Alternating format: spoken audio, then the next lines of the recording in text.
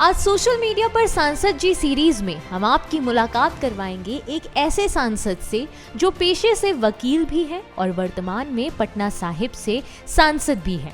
रविशंकर प्रसाद भारत के मुख्य राजनीतिक दल भारतीय जनता पार्टी के अग्रणी सदस्यों में से एक हैं।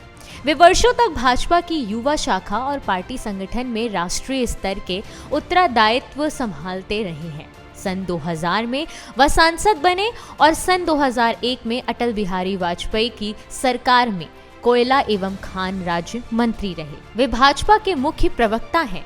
साथ ही वर्तमान में संचार एवं सूचना प्रौद्योगिकी मंत्रालय, कानून एवं न्याय मंत्रालय भी इनके पास है। रविशंकर प्रसाद का जन्म बिहार में पटना के एक प्रख्यात कायस्थ परिवार में हुआ।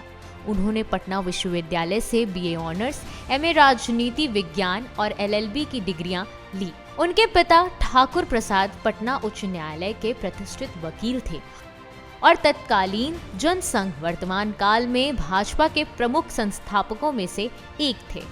प्रसाद ने 1970 के दशक में इंदिरा गांधी की सरकार के विरोध प्रदर्शन का आयोजन कर छात्र नेता के रूप में अपना राजनीतिक जीवन आरंभ किया। आपातकाल के दौरान जयप्रकाश नारायण की अगुवाई में उन्होंने बिहार में छात्र आंदोलन का नेतृत्व किया और जेल भी गए।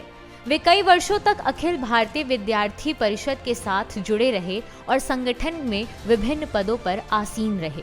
छात्र जीवन में वे पटना विश्वविद्यालय छात्र संघ के सहायक महासचिव और विश्वविद्यालय की सीनेट और वित्त समिति कला और विधि संकाय के सदस्य रह चुके हैं।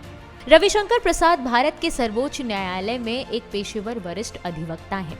2000 में उनका नामांकन सर्वोच्च न्यायालय में हुआ। बिहार के पूर्व मुख्यमंत्री और पूर्व केंद्रीय रेल मंत्री लालू प्रसाद यादव के विरुद्ध कुख्यात चारा घोटाला और कोल तार घोटाले में जनहित याचिका पर बहस करने वाले वे प्रमुख वकील थे। बिहार के पूर्व मुख्यमंत्री और पूर्व केंद्रीय रेल मंत्री लालू प्रसाद यादव के विरुद्ध कुख्यात चारा घोटाला और कोल तार घोटाले में जनहित याचिका पर बहस करने वाले वे प्रमुख वकील थे। वे पटना उच्च न्यायालय में कई मामलों में पूर्व उप प्रधानमंत्री लाल कृष्ण आडवाणी के वकील भी रहे। उन्होंने विधि एवं चिकित्सा और पेटेंट कानून पर अंतर्राष्ट्रीय कांग्रेसों में भाग लिया। उन्होंने बड़ी संख्या में सार्वजनिक, निजी एवं कॉरपोरेट निकायों के मुकदमे लड़े हैं। वे railway, Bennett and Coleman, Dabur आदि प्रमुख संगठनों के न्यायिक मुकदमे भी संभालते रहे हैं। 2010 में इलाहाबाद उच्च न्यायालय की लखनऊ खंडपीठ में लंबे समय से चल रहे अयोध्या मुकदमे के 3 अधिवक्ताओं में से प्रसाद भी एक थे। 1 जुलाई 2002 को प्रसाद को विधि एवं न्यायालय मंत्रालय में राज्य मंत्री का अतिरिक्त भार दिया गया। कार्यभार संभालने के एक पखवाड़े के अंदर उन्होंने जन प्रतिनिधित्व अधिनियम में संशोधन के लिए एक विधेयक तैयार किया और फास्ट ट्रैक अदालतों की प्रक्रिया को गति दी। सूचना एवं प्रसारण राज्य मंत्री के रूप में उन्होंने रेडियो, टेलीविजन और एनिमेशन क्षेत्र में सुधारों और गोवा में भारतीय अंतर्राष्ट्रीय फिल्म महोत्सव के केंद्र की स्थापना की शुरुआत की। ये तो रहा रविशंकर प्रसाद का जीवन। आइए अब ले चलते हैं उनके सोशल मीडिया के जीवन की ओर, जहां पता करते हैं कि आखिर प्रसाद की सोशल मीडिया की दुनिया कैसी है। रविशंकर प्रसाद के ट्विटर अकाउंट पर नजर डाली जाए तो प्रसाद के कई ट्वीट्स नजर आएंगे, जिसमें वो किसानों के मुद्दे को लेकर भी बात कर रहे हैं और वहीं सेमिनार को अटेंड किए जाने की फोटो साझा कर रहे हैं। आइए उनके किसानों से जुड़े कुछ ट्वीट के बारे में बताते हैं। बख्तियारपुर के किसानों से कानून के बारे में फैलाए जा रहे भ्रम से बचने का अनुरोध किया और बताया कि इसके बाद भी न्यूनतम समर्थन मूल्य जारी रहेगा, मंडियों की व्यवस्था भी जारी रहेगी और कोई भी किसानों को जमीन के मालिकाना हक से बेदखल नहीं कर सकेगा। किसानों को बताया कि इन नए कृषि कानूनों के किसानों को अपनी फसल का सही दाम मिल सकेगा।